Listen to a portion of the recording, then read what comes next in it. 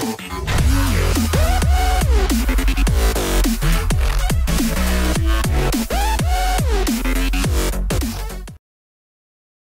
is going on today, guys? Tomcat here, and today I'm bringing you guys the first episode of a new series in Forza 5. Now, the series is going to be Bargain Drift Cars. Now, some other people have done videos where it's more, or series where it's more about setting a specific budget for a car and then just building that specific car according to that budget. This is going to be a little bit different. This is going to be from the basis of, say you just got the game, and you don't have any DLC. We're assuming you don't have any DLC. You've only progressed a little bit in the story. Well, not really story, but the campaign mode. But you still want to get into drifting, and what I'm going to be going over in this series is cars, like I said, that are cheap to get into and cheap to upgrade, and cars that you don't really need to do that much to start to learn how to drift. These are mainly focusing on beginner drift cars, and we're going to be starting, obviously, with the MX5 Miata, the 94 Miata. Only 13,000 credits to actually get into right off the bat. So I'm going to go ahead and buy the car. And a couple of the things we're going to be doing across the course of building this car is we're not going to do any of the designs right off the bat, but I'm actually going to go with blue this time around. But one of the main things we're going to be focusing on is we're going to be putting a lot into suspension. We're going to be putting a lot into mainly suspension and power. And because this car is really light already, so we don't really need to focus on weight reduction right now. And as far as the weight reduction goes, if you're new to the game, the weight reduction can actually get a little bit pricey as far as the credit amounts go. So we're going to go ahead and lower it. First off, we're going to lower it so we can also have the adjustable suspension and also get, I'm thinking about probably what we'll do is get some street brakes on there, just so we can upgrade the brakes just a little bit. And then for the springs and dampers, this is where a lot of your cash is going to go. It's going to go into dropping it all the way on the race springs so you can be fully adjustable. And then from there, we don't really need to do much here. If we're focusing on just a budget build, we don't really need to focus on anything else in there. And I believe now we're up to somewhere around 15,000 credits total. Now, for the drivetrain, you're definitely going to want to do an upgraded diff. That is going to put us up to, let's see, that was about 22. I'm just doing a rough estimate of where we are. I'm not keeping track totally, but we're going to be around 18,000 credits now. And the only other thing in here that you're going to need to really upgrade is the clutch. Otherwise, it's going to be a little bit slow shifting. You're going to be looking around 20,000 credits. So still not that bad as far as the pricing of the car goes. And as far as the, let me actually see. I'm gonna look at the engine swap options, but I may or may not do one because we could either build the stock engine. Or, yeah, these are really pricey. I mean, considering if you're new to the game, those would be really pricey for you. So what we'll probably do is strap a turbo onto it because, as you can see, it's gonna be a lot less as far as credits go, but you're not gonna get the same kind of power gains. So that's gonna bring us up from 128 horsepower and 110 pounds-feet of torque to 156 horsepower and 134 pounds-feet of torque, which is not a bad increase. Definitely not a bad increase at all. And that's gonna put us at around 22,000 credits as far as base stuff goes so far. Now, as far as the tires go, we're not building it up to a crazy amount of horsepower, so we're going to leave the tires the way they are. We're going to change the wheels, though, and the reason I'm changing the wheels is because they're just a little bit lighter, and they look better. They look a lot better. Like I said, as you can see, they are a bit pricey to start off with, but you'll be grateful you did it in the end. Thinking about going ahead and going with these. That's gonna put us. Those are 3,500 credits, so that's gonna put us at around. Oh gosh, that's gonna put us at around. I'm trying to remember what we were at last. That's gonna be about 25,500 or something. I want to say like 26,000 credits. And I know those weren't lighter. It was just the fact that they looked a lot better, and I wanted to do that for the car. Now, we're going to go ahead and focus on the power a little bit, because the power is the main thing that we need to increase on this car. And for the basics, we're going to do a race exhaust. That's going to put us up to about 28-ish thousand credits. And then we are going to upgrade the race turbo, which is going to put us... Wait, what is that?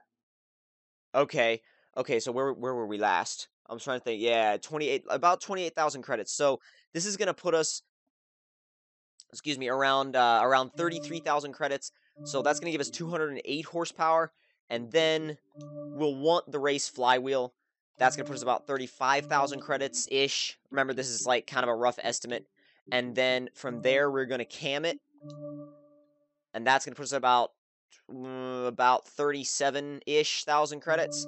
And then we're just about to the 300 horsepower mark, which is right where I want to be. And I'm thinking the best thing to do to finish it off would be, yeah, race intercooler. That's going to put us right at 300 horsepower and 222 pounds-feet of torque. And it's also going to put us at, where were we last as far as power go? Not power, but pricing. I think this will put us at about 39,000 credits, if I'm not mistaken.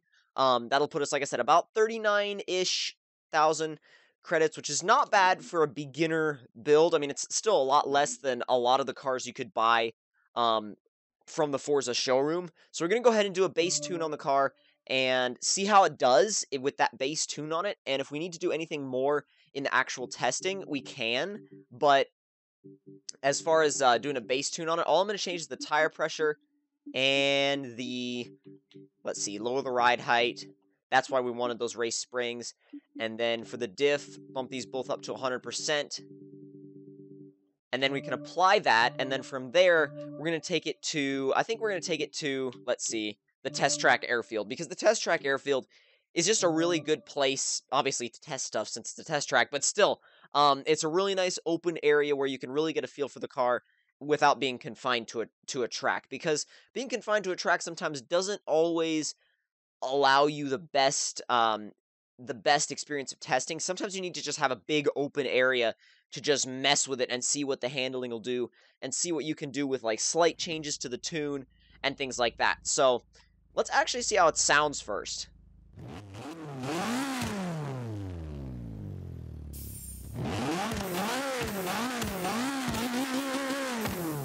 It's actually not bad.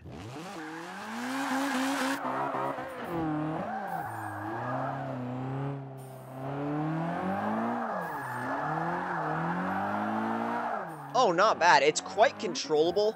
I mean, obviously, I'm used to drifting things that are either lighter or, well, when I say lighter, I mean with more weight reduction and quite a bit more horsepower. But this is very stable, very stable.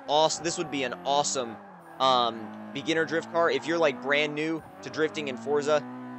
Definitely build yourself one of these. It's very beginner friendly, and that's gonna. Oh wow. That was close. I was like, that's going to be bad, that's going to be bad, that's going to be bad. Here I am talking about how easy it is to drift as I fly towards a wall, but I thankfully didn't go into the wall. You can't power drift it as much as some other cars, and you do have to keep it up in the rev range, up in boost. But if you do that, you'll be fine. It's very controllable, very easy, and actually, the lower horsepower makes it actually straighten up quite a bit quicker, which can be used to your advantage in some cases. And if you drift in third person, you can screw up like that. If you're not used to drifting in third person like me, I am a first person view drifter. You guys, pretty much all you guys know that.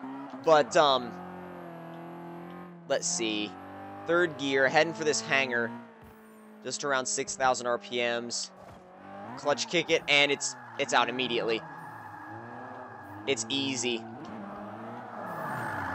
Very, very easy. Yeah, if there's anybody that's very, very new to drifting in Forza 5 and wants a car that they can build with a relatively low amount of credits, but still have quite a bit of fun in and be somewhat effective in as well, this is definitely a build to look at. And I'll be doing builds on some other cars at some point as well, like, for example, the 240, or at least some other cars that are, like, really cheap and rear-wheel drive. And, I mean, this came out to... Ow! Really? I thought I was going to get, like, right around the side of that. Okay, yeah, we're restarting because we damaged everything. I thought it was, like, right near the edge of that shipping container. Obviously not. But, I mean, this came out to just under, if not right at 40,000 credits for the total build, and that's not very much at all. You can make that easily within a few races. Maybe not a few beginner races, maybe if you progress just a little bit in the campaign, but it's definitely not a, massive amount of credits that you'd have to work forever to be able to get. And apparently, it doesn't want us to restart, which is a little bit disappointing because I really liked this car. It was a lot of fun, and I wanted to keep driving it. But apparently, um, Forza 5 has other ideas. But if you guys enjoyed the video and want to copy the build or have any opinions on the build, don't forget to leave me a like. Tell me in the comment section down below what you guys thought of it. And if you're new to my channel, don't forget to subscribe for more, and I will see you guys in the next one. Talk to you guys later.